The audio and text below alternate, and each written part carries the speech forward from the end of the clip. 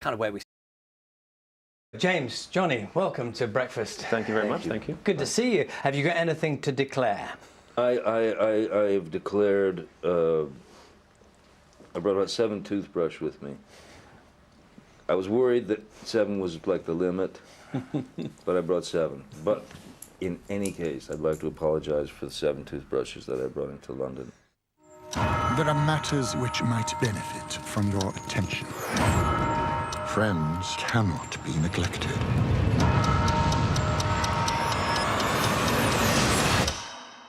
So tell us a little bit about Alice, because, I mean, the Mad Hatter is back, but in a slightly different guise. He's in a different mood. Indeed, yeah.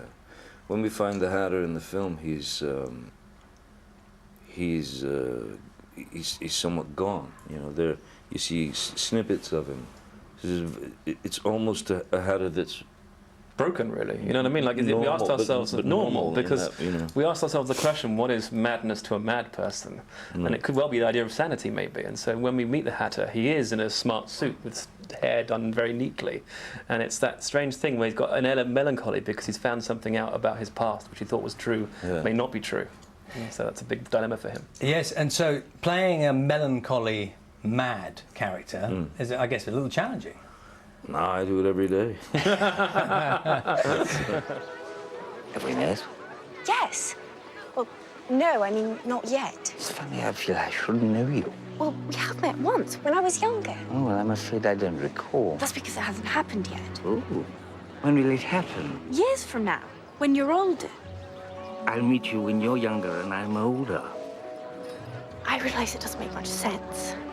Makes perfect sense to me. And James, people may not know, but your background initially was to do with comedy, wasn't it? Ali G and things like that as a director. No. So how does that translate into a magical story like Alice?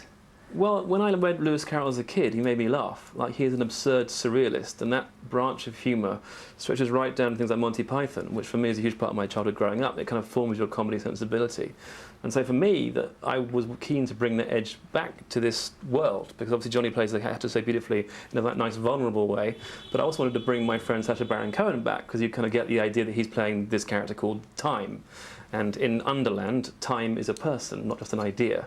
And in fact, that was Lewis Carroll's idea. Lewis Carroll, in the book Alice in Wonderland, when Hatter first meets Alice, Hatter says to Alice, I've been stuck here since last March when Time and I quarrelled. That's right. So the idea that time is a person is Lewis Carroll's idea, but I thought it'd make a very interesting villain for the movie. I always think, Johnny, that you almost should have been British. Because you have such British... You were talking about sort of comedy sensibilities and stuff. That's very much you, isn't it? I don't know what it is, you know. I mean, I did watch a lot of Monty Python as a kid and stuff, but I mean, my humor is totally British. It's completely dry, absurd, sophomoric at times, vigilante at times. I mean, you know, yeah, no, I have an evil humor. This cannot be good.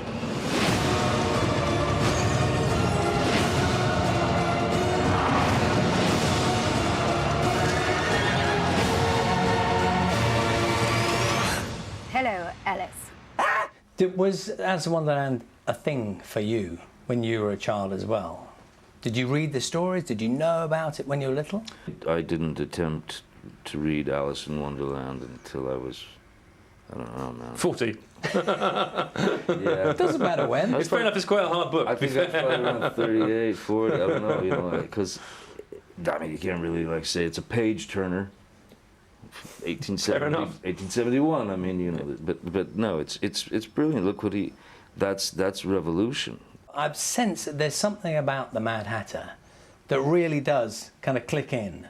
Well, no, of having your own way of going about things, life in general. Does that kind of chime with what you're really like? It's a weird thing, playing a character again, when you know the guy, when you super know the guy, you really know him well, and you're standing on a very strong foundation. Like in character, I can do virtually anything and not care about looking like a complete ass. Not that I care much about looking like a complete ass in life. That I get paid for. Do you know what I mean? But in life, I couldn't, if I had to go up and say, you know, 3 lines to 25 people, I'd probably pass out. Can I just ask you, James, it's funny, I've met Johnny once before, Right. and I find him quite hard to read in a funny kind of way, because when you ask him a question, he gets very serious, and he gets very, and I don't think that's what you're like most of the time. Would I be right? Yeah. Any kind of situation like this where you're not exposed, but exposed on some level, I mean, where you're, you know, it's always going to be foreign, man. And you know, I've been doing this record for like 30 years. It's still foreign, and if I didn't think of it as foreign, I think people wouldn't like me. He thinks people wouldn't like him. That was Johnny Depp.